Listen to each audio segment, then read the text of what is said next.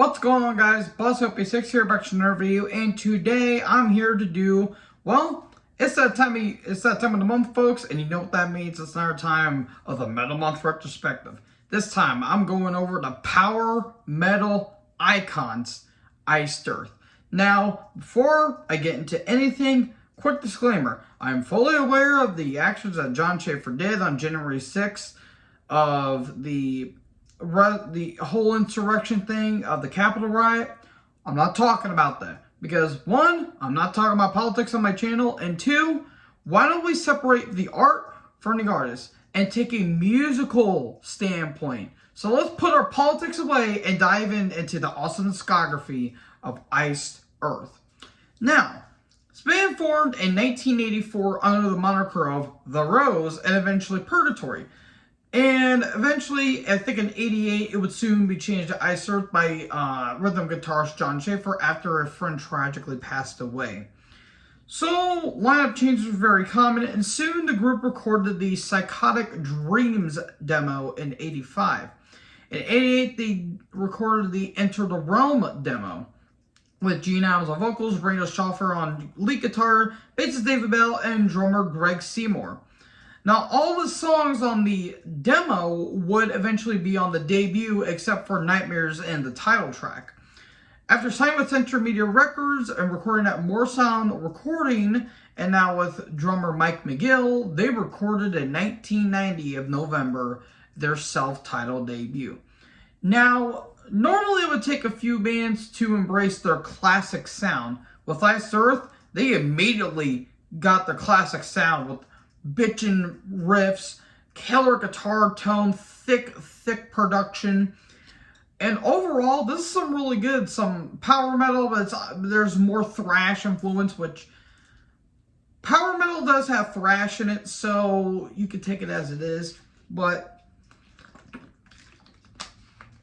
you also got some progressive elements, but it doesn't go on for too long. The really good stuff. The title track, Written on the Walls, is really good. Curse the Sky, the instrumental Life and Death. But my favorite track is Colors. I just really love the riffs. The problem is the vocals. Gene Adams is not really a good vocalist. He is not really good. He's got that squealy shrills that he does, and it's really off-putting. Like, it sounds like a Rob Halford sucked on helium for like 5 years, and that's what you basically get. He's not really a good vocalist. But besides that, this is actually a pretty damn good debut. But they would obviously get better later on. So after touring with fellow pioneer power metal of the Europe variety, Blind Guardian, while recording their sophomore outing, Gene Adams got fired for refusing to take singing lessons, which he desperately needed. Enter John Greeley. And after getting new drummer Richie Secchiari, I think that's how you say his name. If you guys notice, I'm looking at notes off my computer because I want to do something a little different. Now, this will be their first concept album. Man, already with 2 records in, we're already into a concept album. This is about a man who's betrayed by his own religion and turns away from it out of anger. The dark forces of nature reach out to this enraged man as they use him as a vessel to bring death and destruction to Earth. He's commanded and traveled to a desert, which is given visions that reveal the truth of humanity and warp his mind to make him under the moniker of Storm Rider. After the destruction of the world, he is damned forever into the depths of hell, also known as the River Styx, and being forever damned, taunted by evil spirits, he eventually sees what he's done and realizes it's too late. So then they'll release it to 1991's Night of the Storm Rider.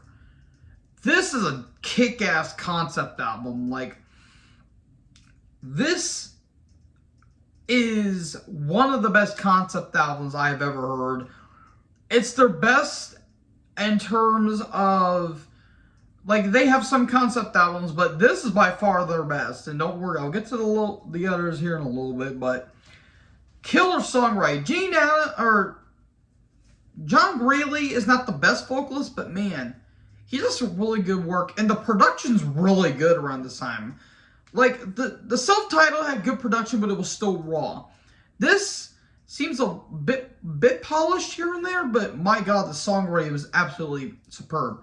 Angel's Holocaust, the title track, which actually features John Schaefer on vocals, and he actually sings pretty damn well.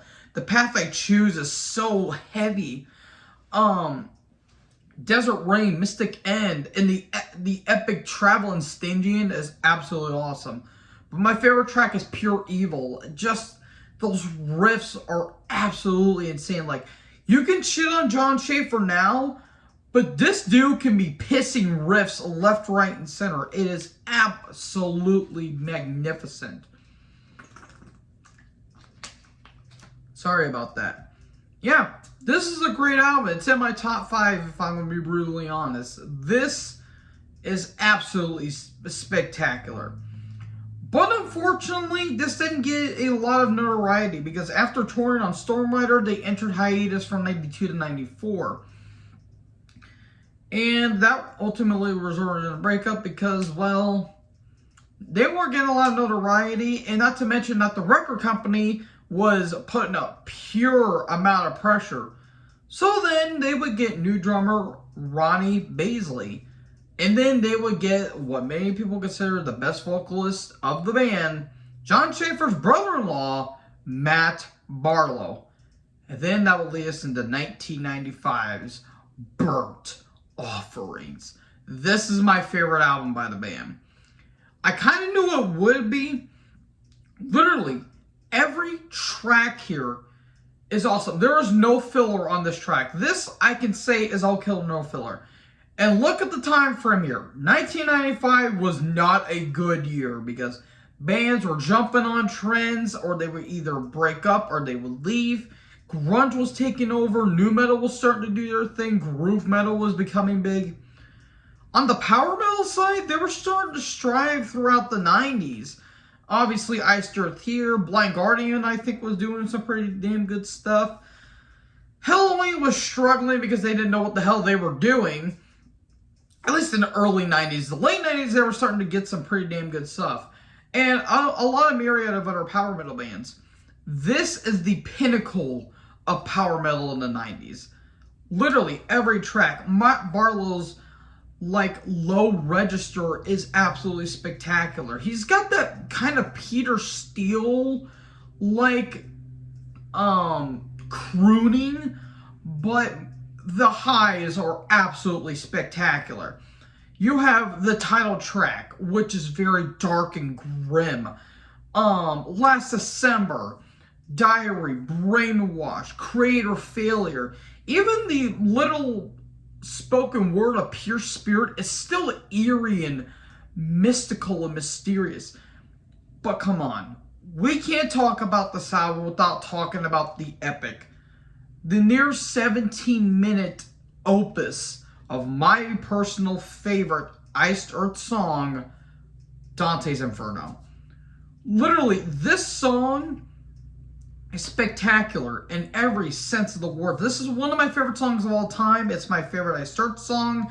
It's a bit cliche to say, but how can you not love the song? It's epic. It's powerful. It's dark. It's kind of fantasy, and it's also kind of progressive in some sorts. There's some symphonic elements. Matt Barlow steals on this album. Yeah, John Schaefer's great, but Matt kills on this album. And honestly, it's kind of technical in some spots. Like, you can hear some technical play in. I do like the original recording, but there are some times that I like the original recording more than the remastered version. Like, yeah, it's a bit polished, but sometimes the original can actually benefit. But folks, this is a perfect album without reservation. It's my favorite Iced Earth album, and my favorite with Matt Barlow. So then, in January of 96, they recorded with Jim Morris, which is Tim's brother, and Mark Pryder would replace Ronnie, and Abel would leave around this time too. And even though he was credited on the album, bassist Keith Menzer would appear on the back cover due to studio demanding the touring lineup to be on the cover. Keith would get fired for not knowing the material and was replaced by James McDowell.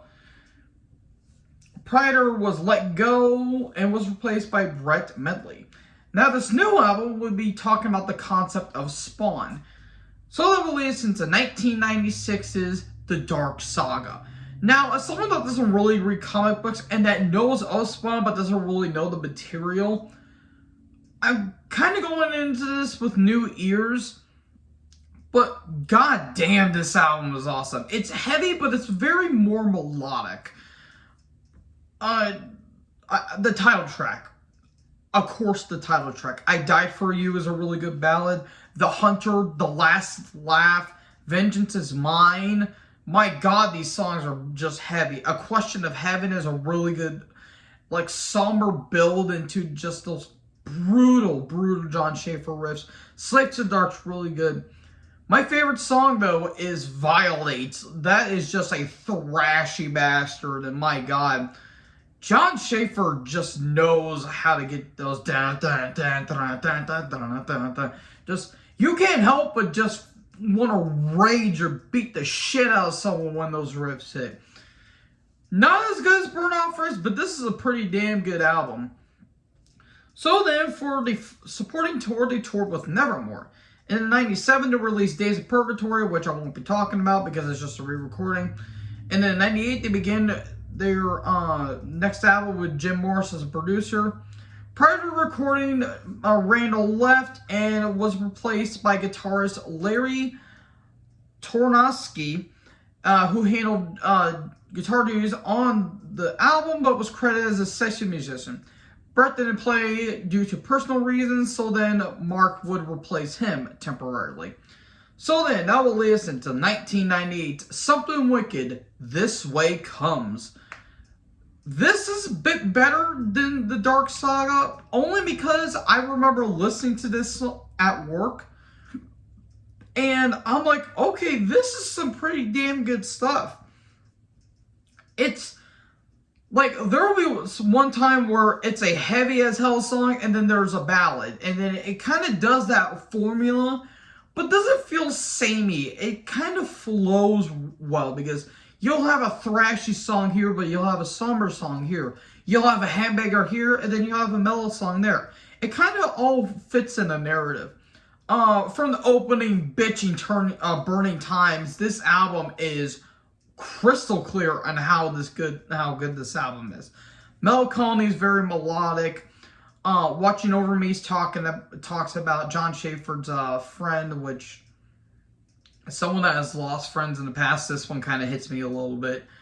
Consequences, My Own Savior's pretty brutal, and I cannot talk about this album without talking about the Something Wicked trilogy.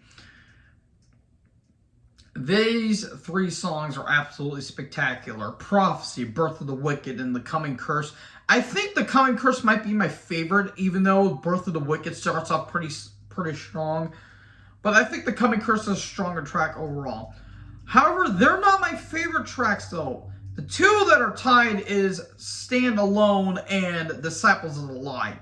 Those are the most brutal songs on this album. It's absolutely spectacular, but if you had to twist my arm, I would probably say Disciples of the Lie, because, my god, that song is just absolutely spectacular.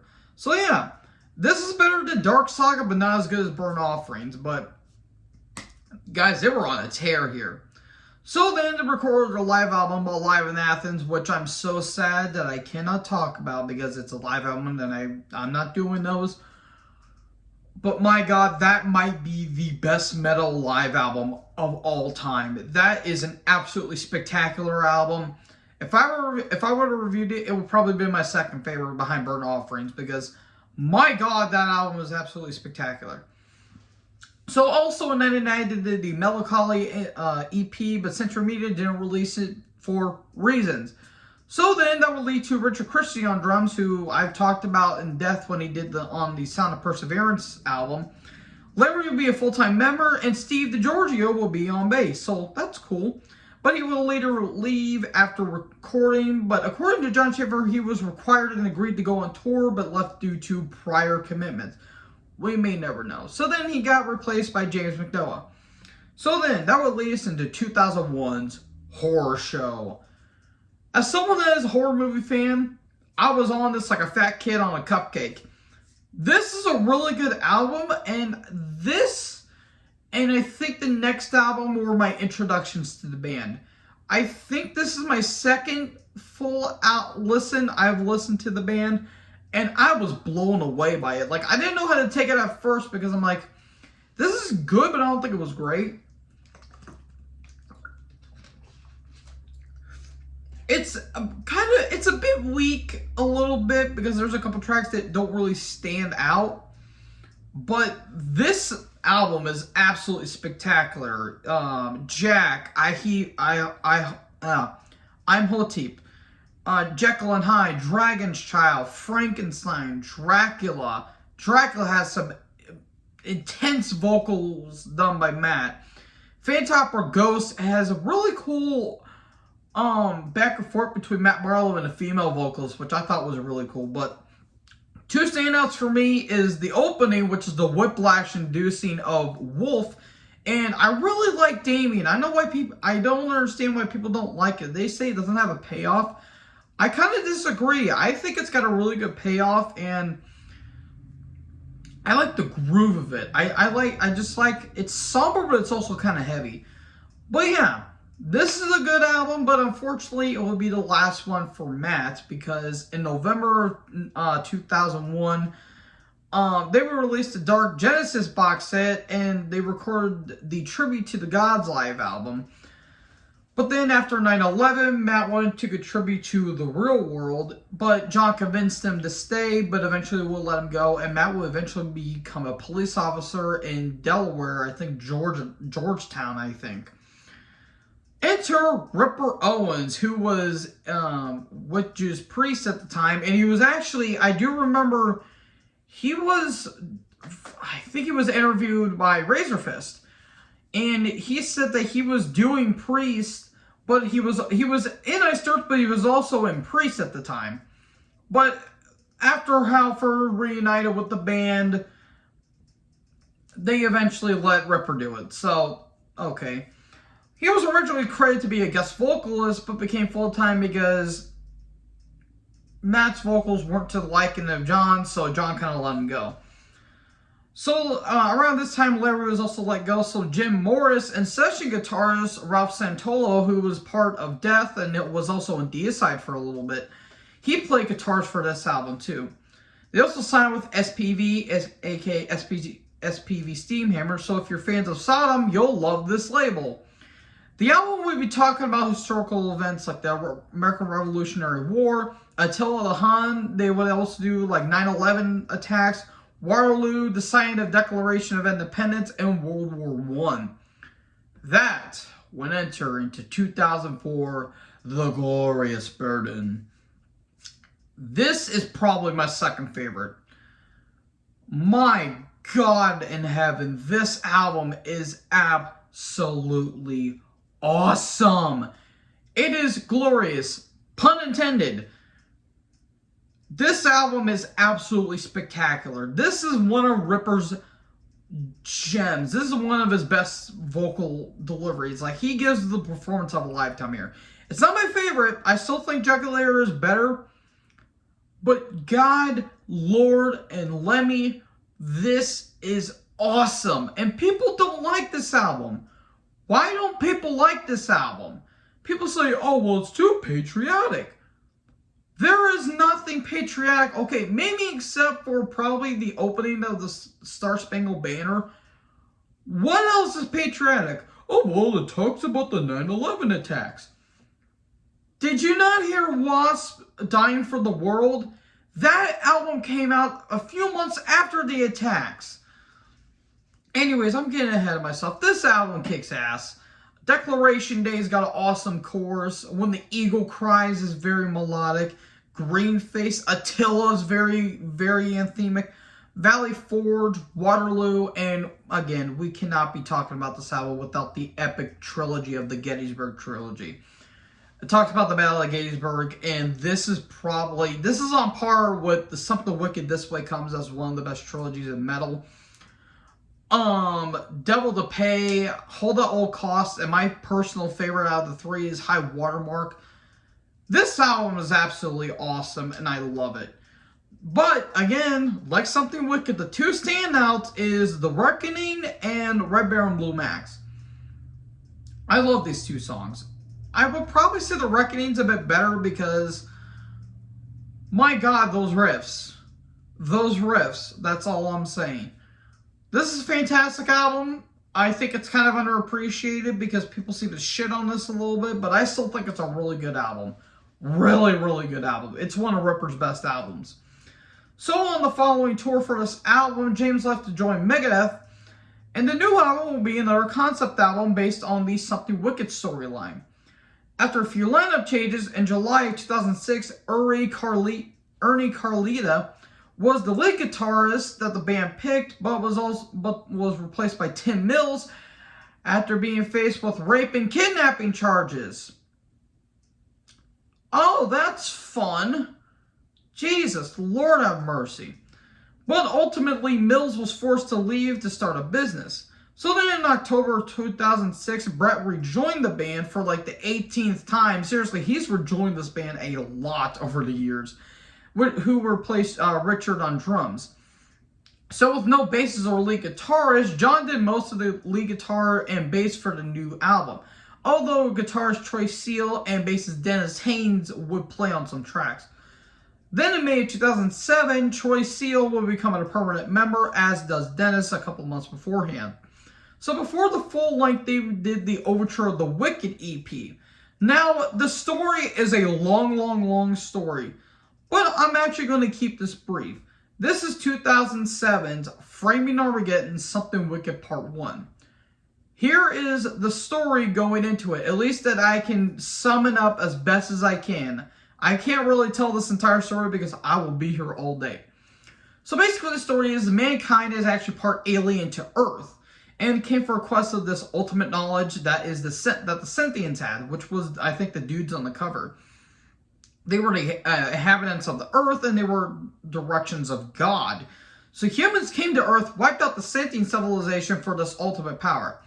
The story takes place from the point of invasion till the birth of Set, who would be I think the band's mascot. I think that will be, I think he was on the next album's cover, I think. So the first part is a 10-year period. 10,000 year period. Before the invasion, Scythians see a prophecy that is going to happen, so they hid 10,000 people away to survive and attack the humans. After the event, they lost their memory of where they came from and wondering why they are there. This album is weird. This album is weird. Like, I feel like it's too ambitious for its own good. This, I think, is the band having its cake and try to eat it. Like, the songs itself is good, but this album just feels a bit odd. Like, it feels kind of mismatched. Like, there's so many moving parts with the, like, weird industrial noises going on, and Ripper sounds off on this album. Like, he's using his lows again, which aren't really that, like, aren't really interesting. Like, it's kind of like Demolition. Why are you not letting him scream like a freaking ring wraith, and instead you're reduced him to his like lower register, which is not really that great, to be honest. With that being said, there's some really good standouts. Something Wicked Part 1, Sentient Massacre, A Charge to Keep, Order of the Rose, The Clouding. The title track's pretty damn good. Infiltrate and Assimilate. But my favorite's got to be the single off of this album. I think one of the couple singles off this album, which is 10,000 Strong. I really like the chorus, and I think the riffs are very, very damn good. Overall, this is probably my least favorite up till this point, because this album just seems off. Like, I don't know. It's a very weird album. Like, I don't know how to think of it. Like, it's still good. There's still good moments on it, but it just feels a bit strange. But that wouldn't be the worst thing that happened around this time, because in December of 07, Ripper was fired. Because apparently the fanboys, the Matt Barlow fanboys, weren't liking the fact that Ripper was on the albums. Then why didn't they bitch about the Glorious Burden? And then Matt Barlow was back in the band, and that was a pile of bullshit. I love Matt Barlow and I love Jon Schaffer, but that was a bullshit move because honestly, Ripper should have finished the story here. I'll get to that here in a little bit, but Ripper should have finished the story. But the album the second album of this duology was supposed to be finished at the end of 07, but Matt had prior commitments to the band Pyramids, which is a Danish power metal band. So then in early 07, or early 08, Dennis was replaced by Freddie Vidales. So then we get to Crucible of Man, Something Wicked Part 2 in 2008. 2007's Framing Armageddon was not terrible, but again, it wasn't really that memorable, to be honest. This one is a bit better, but at the same time, it's the least memorable of the Matt Barlow era. It's not really great. Matt seems like he's being forced into this album. But anyways, we're gonna wrap up the story here. So after 10,000 years have passed, a savior named Set is born. 6 months born before Christ, and is personally responsible for the crucifixion and responsible for Christianity. After he goes through these trials, he takes the crown and accepts he is the Antichrist of mankind, but he's the savior of his own race and beings. Again, the story is somewhat incohesive and it seems mismatched, but the songs are a bit stronger. But again, Ripper should have finished the story because Matt just seems off on this album. But that being said, there are some good songs. Behold the Wicked Child's pretty good. Meanings of the Watch. Sacrificial Kingdoms. Harbinger of Fate. Crucify the King. Divide, Devour. The Dimension Gauntlet's pretty damn good. But the two standouts is I Walk Alone, which was a single. And The Revealing's pretty insane for how the vocal registers are. But at the end of the day, again, it's my least favorite of the Matt Barlow albums.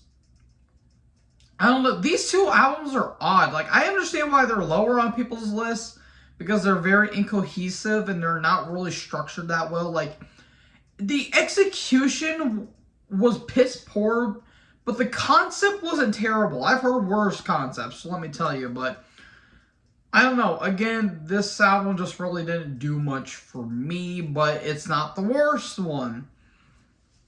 So then in early 2011, they re-signed with Century Media, and in 2011, Matt Barlow retired from the band due to family commitments. That would lead to Into Eternity's vocalist, which was a progressive metal band, Stu Block. And oh boy, this is going to be something. Now, two songs were returned to feature of the Something Wicked storyline, which was Dystopia and Tragedy and Triumph. 2011, we have Dystopia, the first album with Stu Block. This is their worst album in my opinion. This album is boring, generic, uninspired, run-of-the-mill power metal album I've ever heard. Like, it doesn't even feel like a power metal album. It feels just like a thrash album that just happens to be power metal. The songwriting is absolutely abhorrent on this album. Like, the songwriting was so off. I felt like John was just coasting on this album. Stu Block sounds like if Matt Barlow and Ripper Owens had a weird child that was smoking crack for 15 years. He sounds so much like Barlow. It is so distracting. There's only 2 songs that I actually think are decent, but the rest of the material is fucking awful. Anthem is pretty decent, but I prefer the band, honestly. Boiling Point is okay, but it sounds like a kind of just like a generic thrash song. Just Anguish of Youth is the worst the worst song the band's ever written. I understand what they were going for, like it's talking about like substance abuse, but what the hell? Why did you incorporate Five Finger Death Punch into your songs? What were you listening to? Generic ass alternative butt rock there, John? What the hell is going on here? This album sucks. And I don't really apologize because it's not really that good of an album. It's really not. It's kind of bad. So then, touring. And in 2012, Freddie left and was replaced by Luke Appleton from Fury UK, which is a UK heavy metal band. So they had material in early 2014, but Brett left due to personal reasons. That would enter Raphael Sani, who played drums on a new album. So then that will lead us into 2014's Plagues of Babylon.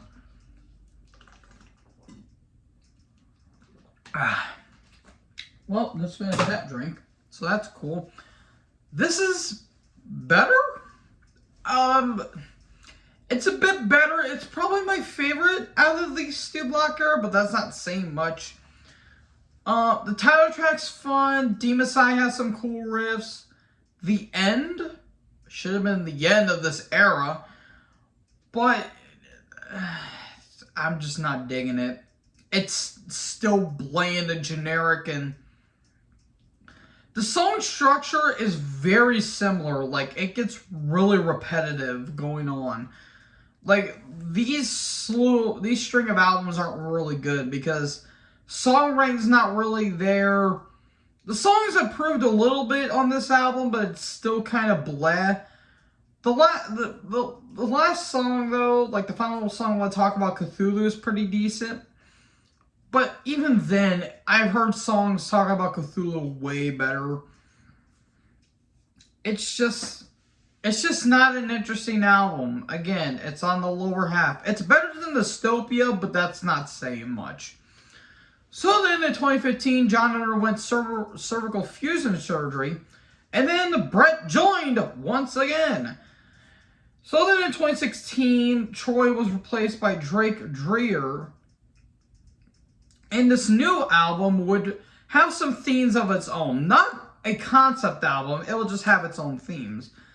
So then that will lead into 2017's Incorruptible.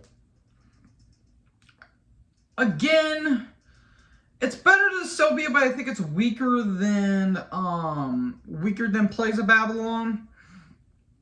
Again, the vocalist is just a Matt Barlow clone.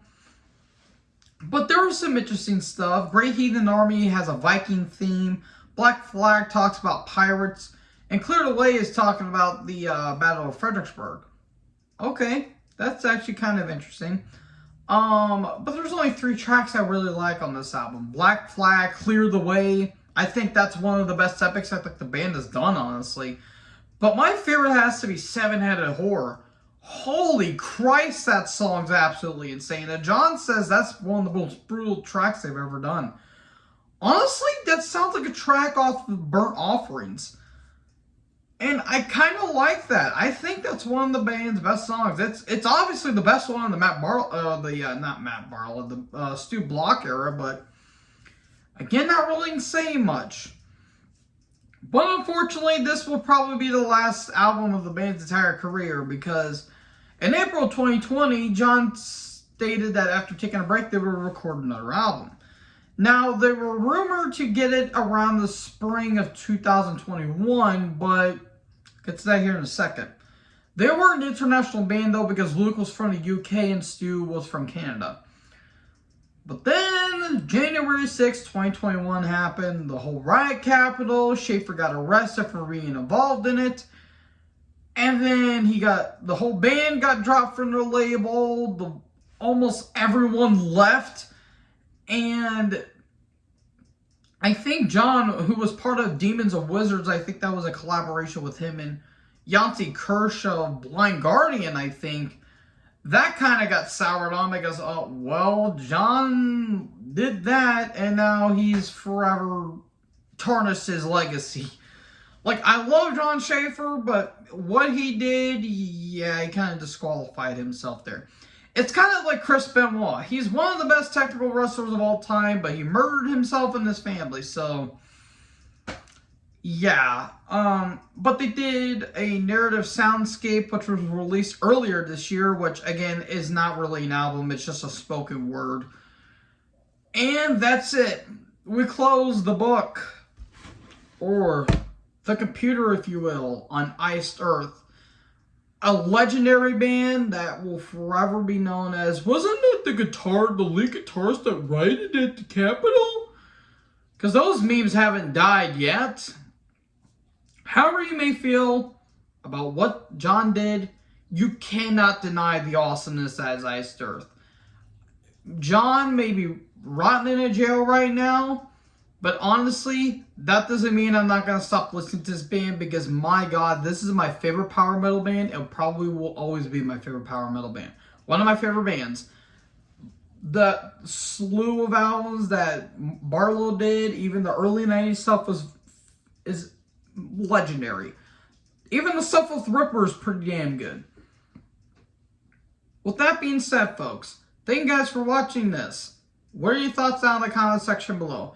Next time on the Metal Month Retrospective, we're going to down to the guitar tone, up the tempo, and darken the atmosphere with some balls out doom metal. And nothing screams doom like one of my favorite bands of all time, Candlemas. I'll talk to you guys next video.